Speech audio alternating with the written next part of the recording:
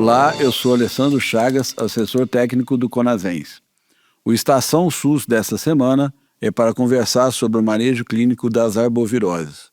Comigo no estúdio, Cleonice Godóis, enfermeira especialista em gestão da clínica, e o médico André Ribas Freitas, professor de epidemiologia da Faculdade São Leopoldo Mandique de Campinas. Muito obrigado, Cleonice. Obrigado, André, pela gentileza do tempo de vocês aqui hoje. É um prazer estar aqui com você. Muito bom estar aqui com vocês. Bom, eu queria começar a gente falando do manejo clínico da dengue. Pode começar, Cleonice. Bom, eu sou enfermeira da atenção primária e a gente tem que começar falando do manejo clínico da dengue como a atenção primária, a primeira porta do SUS, a primeira porta que esse paciente vai procurar, visto que as unidades básicas de saúde estão ali no território mais próximo da casa desse indivíduo. Então, os primeiros sinais e sintomas, a população deve procurar, assim, a unidade básica de saúde. E essa equipe precisa estar capacitada, qualificada para atender esse paciente. Quando a gente fala em dengue, quando a gente fala em arboviroses, há uma necessidade da gente pensar na organização desse serviço para que esse paciente tenha uma porta de entrada qualificada. Então, a gente pensa no acolhimento com uma classificação de risco adequada para esse paciente. Com uma equipe de enfermagem, equipe médica, agentes comunitários de saúde, toda uma equipe multiprofissional qualificada para o entrar deste paciente. Pensando em notificações, fazer os testes no momento adequado, fazer essa estratificação do paciente, pensando nas suas condições crônicas, sinais e sintomas, sinais de agravos.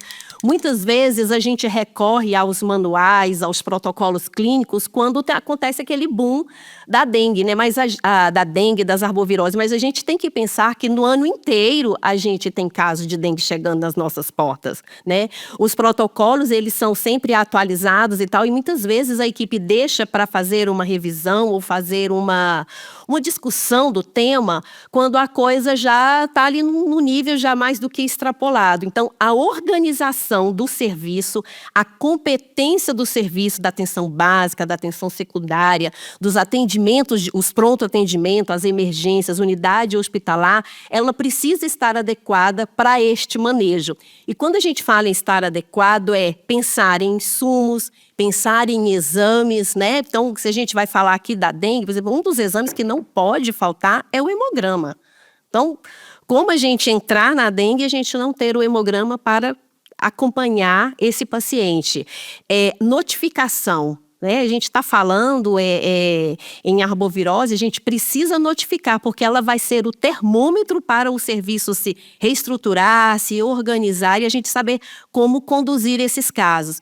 Então, assim, eu deixo essa minha fala inicial, quando a gente fala em manejo, na preparação, na organização desses serviços, a começar pela atenção primária, mas não esquecer do fluxo, do caminhar desse paciente na rede, porque tem as competências de cada serviço, né? A gente tem que pensar em cidades, em unidades básicas de saúde que estão grandes de centros urbanos, que estão distantes aí de laboratórios, como que deve ser feito este exame, como que a unidade, como o município deve se organizar, deve se estruturar em transporte, em insumos e tal, para que tenha a coleta do sangue desse paciente e que esse resultado do exame saia em tempo hábil para que a equipe tome conduta. Então, assim, essa seria a minha fala inicial para a gente tocar aqui o nosso papo sobre arboviroses. André? Eu acho que o cuidado com o paciente, né, ele realmente tem que começar na atenção primária, né? A grande questão é que é importante que a unidade esteja preparada para acolher esse paciente, né? Como a Cléo colocou, é importante que a classificação de risco seja feita, uma vez que durante o período de epidemia há um grande número de pacientes que vão procurar o serviço. Não é correto a gente ir atendendo na ordem de chegada e ficar esperando a atenção só para a hora que o médico conseguir atender. O cuidado começa quando o paciente pisa na unidade. E aí ele vai ser priorizado de acordo com esse acolhimento e com essa classificação de risco. Assim a gente consegue priorizar aqueles que mais precisam e consegue impactar em termos de diminuir o período que ele vai demorar para o atendimento e diminuindo o risco de morte, né? Bom, vocês trazem coisas muito importantes, né? A CLEO foca muito na questão da organização do serviço, independente do porte de município e de onde está esse serviço de atenção básica, né? Que é o que está mais perto da população e o que está mais difundido, principalmente nos municípios menores, né? A maioria dos municípios menores tem uma cobertura, talvez, a maioria é 100% de cobertura de atenção básica. Então, esse foco é importante de como se organiza, e o André traz a questão também da prioridade. Não é a chegada, a prioridade é o manejo, né, do se avaliar o risco. Eu queria falar um pouco sobre o erro desse manejo, quais podem ser as possíveis consequências disso. Complementando até o que o doutor André colocou, esse acolhimento, essa classificação de risco e não ficar por conta do horário que o paciente chega, né?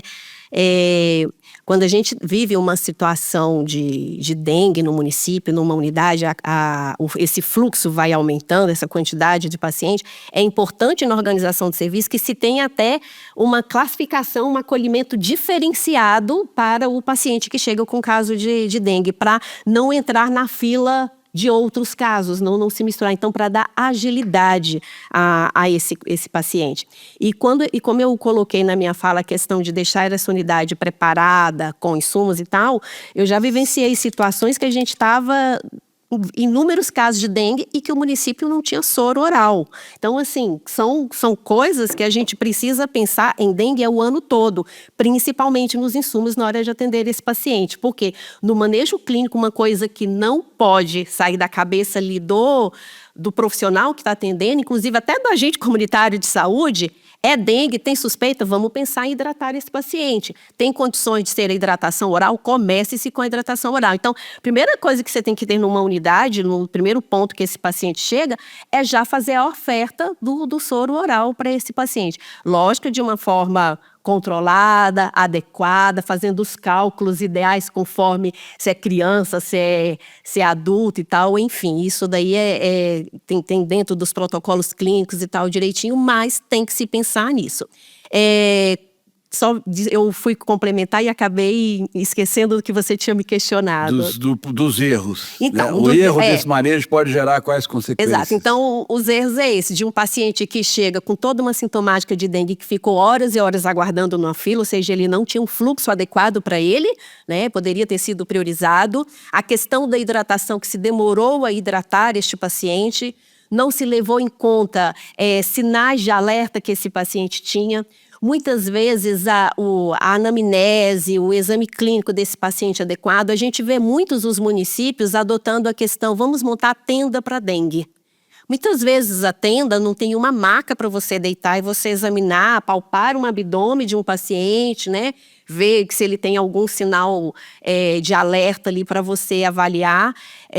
Não se tem condições de verificar a pressão, por exemplo. É ideal que se verifique a pressão sentada, a pressão deitada, a pressão em pé, para a gente ver se está tendo algum outro sinal de alerta. E então, aonde se atende esse paciente em locais inadequados, esses sinais básicos, esses sinais de alerta podem passar despercebidos. E nesse momento é que a gente perde o paciente ou que o paciente se agrava, porque a maioria dos pacientes que entram pela porta de uma unidade básica de saúde, ele é um paciente do grupo A, no máximo ali um grupo B, que você iria tratar com uma hidratação oral ou alguma situação de uma hidratação venosa, uma etapa mais rápida, poderia estar liberando esse paciente para acompanhamento no domicílio com um retorno a cada 24, 48 horas, a depender do caso de cada paciente, e pouquíssimos os casos necessitar de fato de uma internação.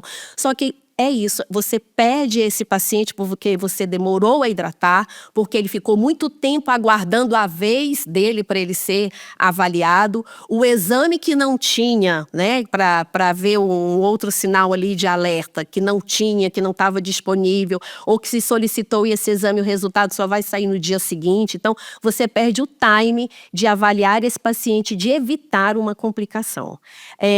E, conforme também os protocolos colocam, a gente ficar atento, né, às comorbidades, à situação do paciente. É uma puérpera, é uma gestante, é um idoso, tem uma comorbidade, mas é uma comorbidade, por exemplo, que está controlado ou está descontrolado? É diferente. É um paciente que ele é hipertenso, mas ele tem uma hipertensão que está controlada, está direitinho, mas é um outro que é hipertenso e que ele está completamente descompensado. Então, são situações que a equipe precisa estar atenta ali no dia a dia, e isso é importante para você não perder o paciente e evitar encher lá a internação, o hospital, os pronto atendimento com casos que poderiam ser evitáveis ali na atenção primária. André, vamos passar um pouco por essas questões de possíveis erros? Eu acho que é muito importante, né? Que ela traz uma série de contribuições aí para a discussão que eu acho que são fundamentais, né? Essa questão do resultado do hemograma, né? Principalmente o hemograma simplificado, né? HB, HT, contagem global de leucócitos e plaquetas, né? O monitoramento, de fato, que é mais importante é o hematócrito, né? Então, quando a gente está trabalhando durante uma epidemia, a gente vai querer ter maior resolutividade, né? E o tempo de resposta desse exame é uma coisa muito importante. E justamente pelo fato de que ele não é um exame que ele é muito dinâmico. A ideia é que a gente consiga, num paciente que está em observação, a gente consiga ver o resultado no mesmo dia, né? Se demorar muito o resultado, acaba perdendo a importância de se ter aquele resultado. Uma outra questão que eu acho que é bastante importante, que já foi colocada, mas a gente tem que reforçar, é essa questão da hidratação, né? A hidratação, num paciente com suspeita de arbovirose, ela é o ponto-chave de tudo que a gente vai conseguir mudar em termos de morbimortalidade. Está muito bem demonstrado já que a introdução da hidratação oral diminui o risco de necessidade de internação e diminui o risco de mortalidade. Agora, um paciente que ele é internado, né, ele vai ter que receber uma hidratação venosa. Se ele for internado é porque tem algum tipo de descompensação ou algum sinal de alarme. Então, ele vai ter que ser cuidado e essa hidratação ela vai ter que ser muito bem monitorada. Quando a gente está falando de hidratação no paciente com dengue, a gente está falando de grandes volumes que vão ser hidratados, só que vão ser infundidos. Só que a gente tem que avaliar para ver se essa hidratação também não está sobrecarregando, né, o aparelho circulatório. Os pacientes que estão sendo submetidos a uma hidratação venosa, eles têm que, a cada fase de hidratação, tem que ser reavaliados. Ausculta pulmonar, para quê? Para ver se não está tendo estertoração, né? Ou seja, para ver se não está sendo uma sobrecarga, né, de líquidos. Isso não é tão complicado. Tem que ver se há necessidade, tem que ver como que está a pressão arterial.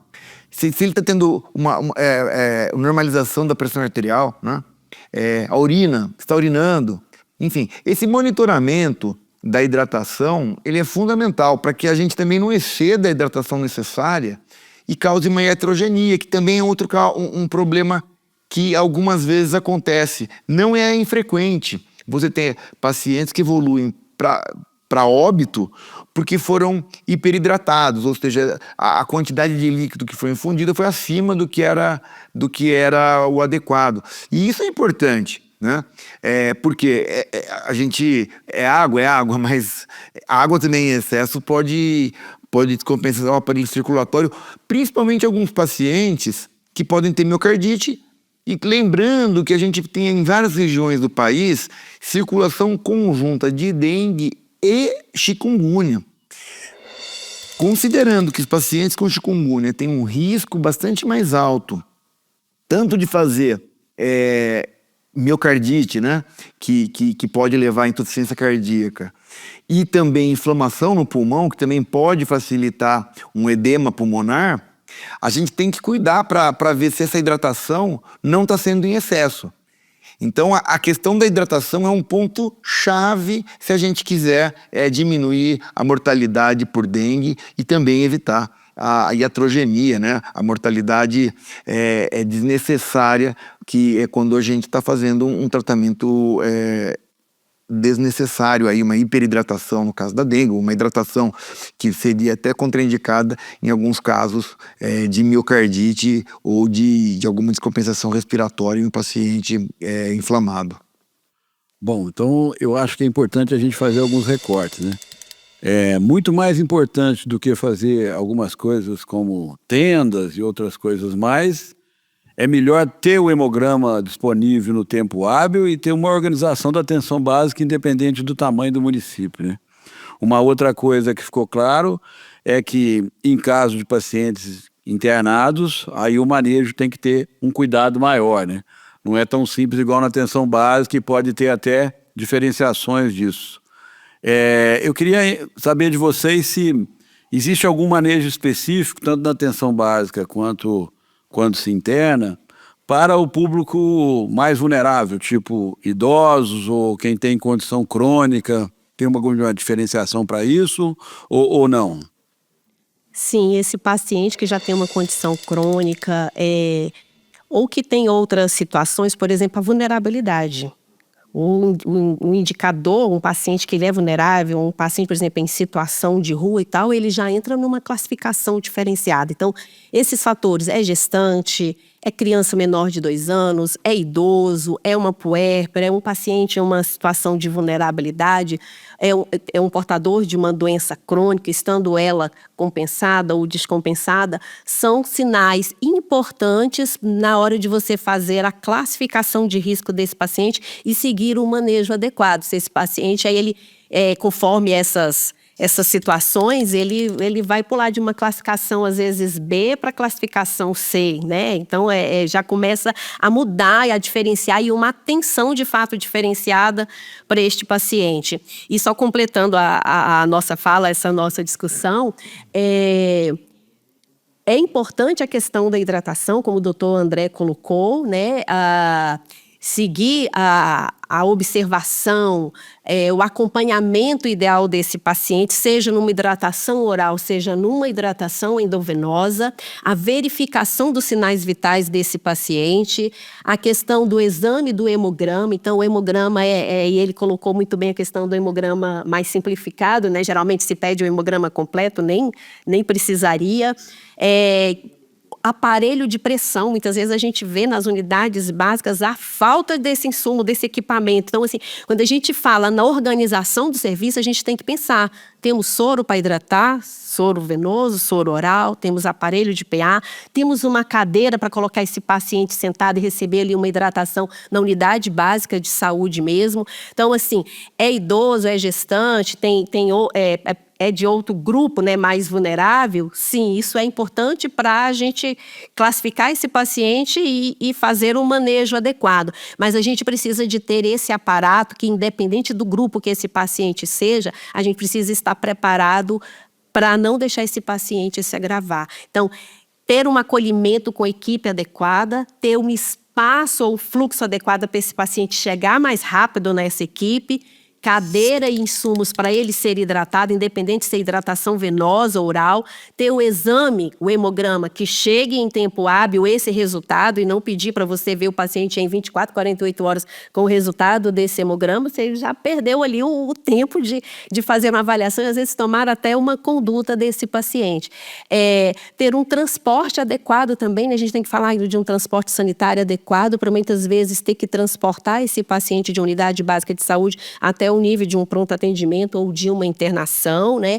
Então, esses fluxos, essas condições, os municípios precisam estar preparados no decorrer do ano, porque muitas vezes se espera chegar no período aí de janeiro, né, fevereiro, onde está tendo aquele maior boom, para poder começar a pensar nesses insumos, nesses fluxos, nessas condições. Então, a gente precisa estar atento o ano inteiro em relação a esses temas.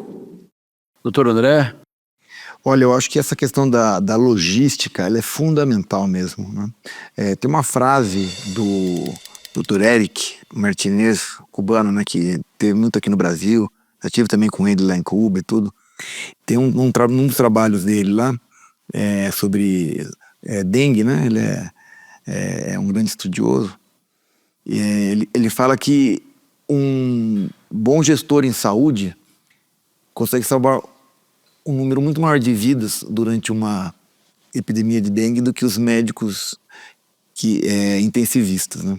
E isso a gente tem que pensar para nortear o nosso trabalho, ou seja, essa questão da velocidade com que é acolhido o paciente, A importância de você acolher ele próximo ao domicílio, porque ali ele vai ter que retornar várias vezes e vai ter que ser monitorado durante todo o período, né? Alguns pacientes vão ter que voltar diariamente. Se tiver um acolhimento adequado, ele consegue retornar. Agora, se tiver que esperar 5 horas toda vez que ele tiver que retornar, com certeza ele não vai conseguir ser reavaliado diariamente e isso vai comprometer o desfecho. Então toda essa questão da logística, do tempo de resultado de exame, a disponibilidade de hidratação tanto oral como hidratação venosa e esses fluxos todos, eles são fundamentais para que aquele grande volume de pacientes seja atendido da maneira adequada, né? Quanto à questão dos pacientes com comorbidades, né? Pacientes que têm vulnerabilidade, etc., acho que de maneira geral a gente vai ter que individualizar o tratamento, né?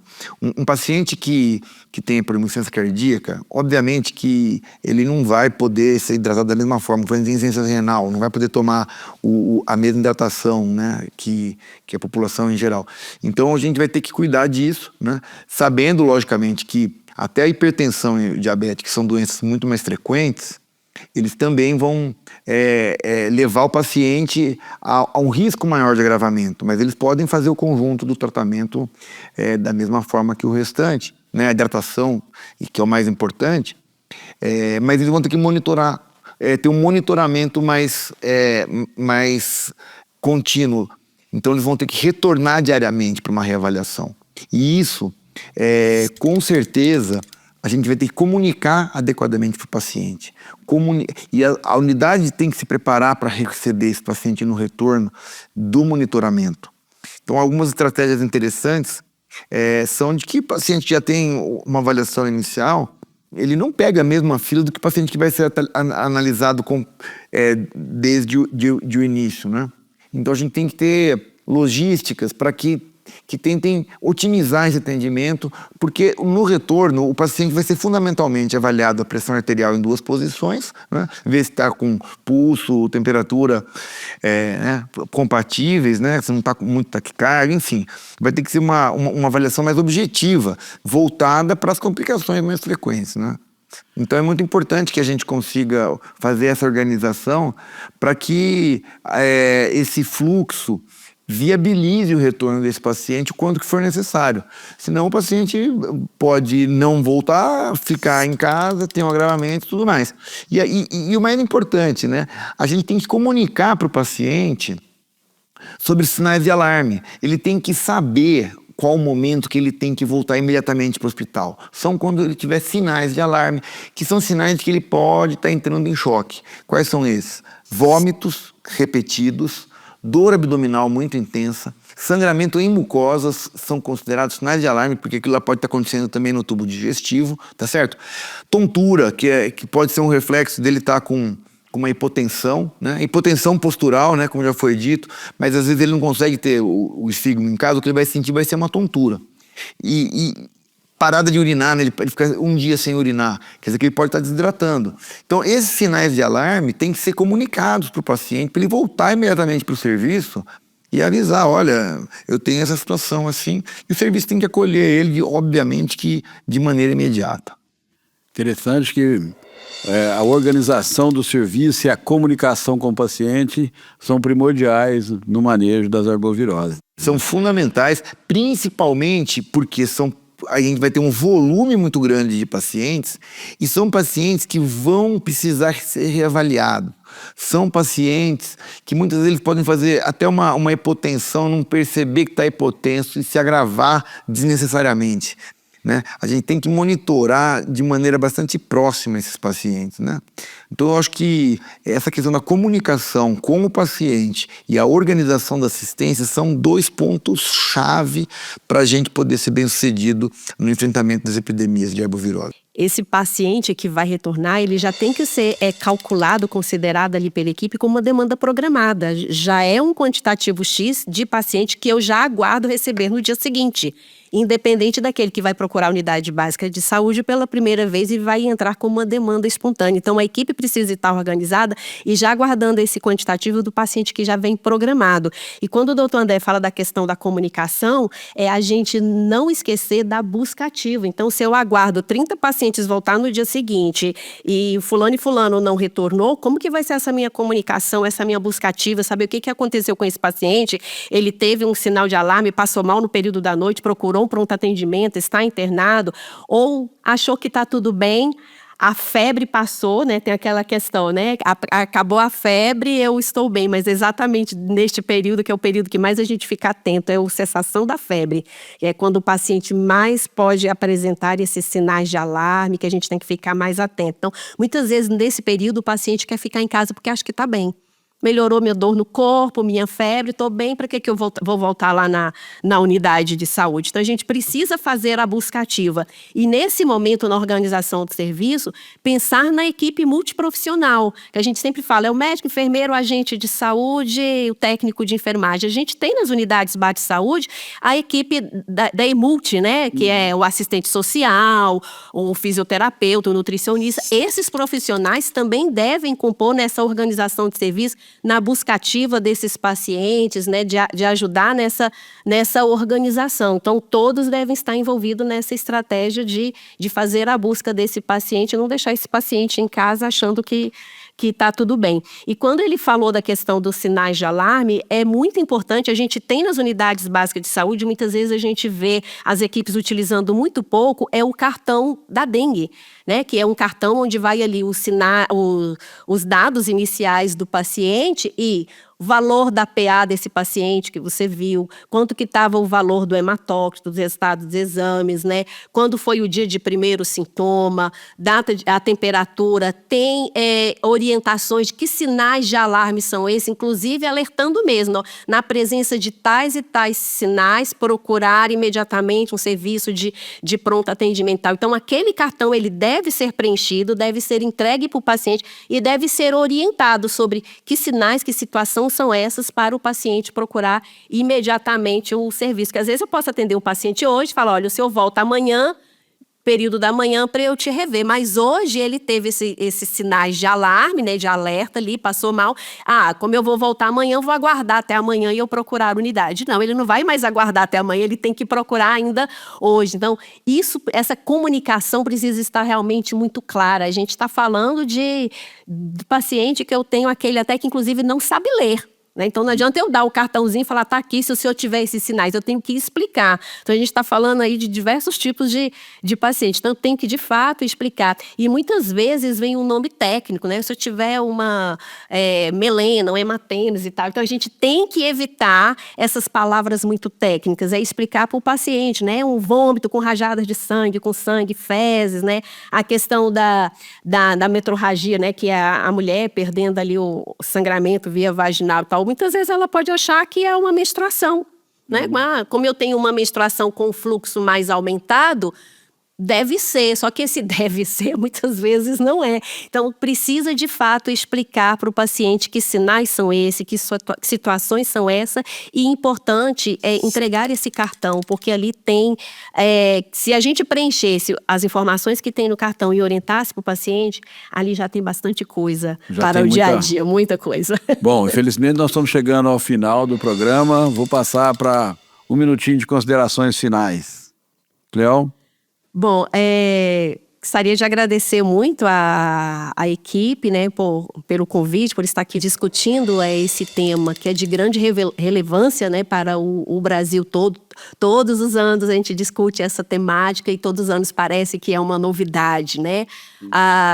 Para que, de fato, os gestores invistam, olhem para suas unidades básicas de saúde, como que está em termos de equipamentos, de insumos, como que estão os fluxos, os protocolos, estão definidos, né? esse caminhar do paciente na rede SUS. A gente tem município que tem apenas unidade básica de saúde, mas se eu precisar de um pronto atendimento, se eu precisar de uma internação, isso está pactuado com o meu município vizinho, né? Está pactuado leitos de internação, eu tenho laboratório, condições de fazer esse exame no meu município, se não, como que estão esses pactos, né, intermunicipais? Então, essas questões precisam estar organizadas antes, no decorrer do ano. E pensar, sim, na qualificação dessas equipes, para as equipes, de fato, terem condições de avaliar esse paciente e ter esse olhar crítico, esse olhar clínico para o paciente quando entra, paciente, né, com suspeita de dengue, é suspeita, tem que notificar e tem que seguir o fluxo, o protocolo, para a gente não perder esse paciente. André, doutor André? Olha, a questão aí dos fluxos, eu acho que ela é o grande recado que fica, tá? A questão de organização adequada da assistência. Eu acho que é um ponto muito importante, né? E queria dizer também que é um prazer estar aqui com vocês. Eu acho que é uma iniciativa bastante bem-sucedida, é muito importante em termos de saúde pública, né? Essa iniciativa do Conazem de fazer essa programação. Bom, lembrando que o SUS é tripartite, né? Todos temos responsabilidade, não só os municípios. O Estado tem que estar junto, organizando essas referências contra referência, e a União também fazendo mais treinamento. Obrigado pela gentileza, doutora Cleonice, doutor André, pelo tempo de vocês aqui. É sempre um prazer estar com vocês e discutir um tema tão relevante. Esse foi o Estação SUS de hoje. Assista o programa no canal Mais Conazems e em youtube.com/canal Conazems.